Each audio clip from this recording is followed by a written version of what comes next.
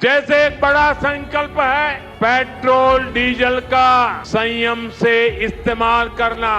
সোনা কিনবেন না, বিদেশ ভ্রমণেও যাবেন না, এমন আহ্বান সাধারণ কোনো অর্থনীতিবিদের কাছ থেকেই শোনা যায়।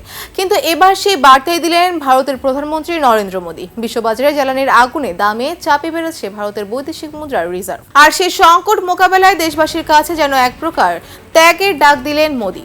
দেশপ্রেমের প্রশ্ন তুলে তিনি বলেন, অন্তত 1 বছরের জন্য স্বর্ণ কেনা বন্ধ রাখতে হবে, কমাতে হবে বিলাসী খরচ। हमें पेट्रोल डीजल का उपयोग कम करना होगा।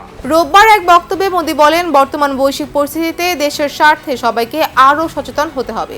বিশেষ করে অপ্রয়োজনীয় বিদেশ ভ্রমণ ও বিলাসী খরচ কমানোর ওপর জোর দেন তিনি। ভারতের মধ্যবিত্তদের মধ্যে বিদেশি বিয়ে, ছুটি কাটানো কিংবা ভ্রমণের প্রবণতা বেড়েছে উল্লেখ করে মোদী বলেন, সংকটের সময় দেশের খাতিরে অন্তত 1 বছর বিদেশ যাত্রা বন্ধ রাখা উচিত। স্বর্ণ কেনার বিষয়েও কড়া বার্তা দেন ভারতীয় প্রধানমন্ত্রী। তিনি বলেন, ভারতের বিয়ে ও সামাজিক অনুষ্ঠানে বিপুল পরিমাণ সোনা কেনা হয়, যা দেশের বৈদেশিক মুদ্রার ওপর বড় চাপ তৈরি করে। যুদ্ধ বা সংকটের সময় একসময় মানুষ দেশের স্বার্থে স্বর্ণ দান করতেন বলেও স্মরণ করিয়ে দেন মোদী।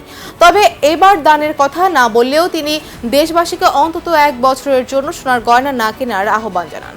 তার ভাষায় দেশপ্রেম এখন পরীক্ষার মুখে, বৈদেশিক মুদ্রা বাঁচাতে হবে। विदेशी मुद्रा बचाने पर भी बहुत जोर देना होगा। করোনা মহামারীর সময়ের অভ্যাসে ফেরার পরামর্শও দেন মোদী। তিনি বলেন, সম্ভব হলে আবারও বাড়ি থেকে কাজ করা এবং অনলাইনে মিটিং করার সংস্কৃতি চালু করা উচিত। এতে জ্বালানি খরচ কমবে এবং বৈদেশিক মুদ্রা সাশ্রয় হবে।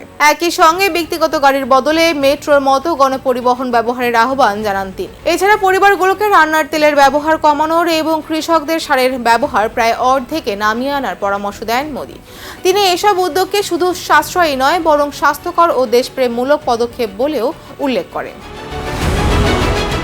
বিশ্বের তৃতীয় বৃহত্তম তেল আমদানিকারক দেশ ভারত এখনও ডিজেল ও পেট্রোলের দাম বাড়ায়নি। গত মাসের শেষের দিকে ভারত সরকার জানায়, আন্তর্জাতিক বাজারে তেলের দাম বাড়লেও আপাতত জ্বালানির পাম্প মূল্য বৃদ্ধির কোনো পরিকল্পনা নেই। তবে এখন বৈদেশিক মুদ্রার উপর বাড়তি চাপ সামলাতে সরকার এখন নাগরিকদের জীবনযাত্রাতেও সংযম আনার আহ্বান জানাচ্ছেন।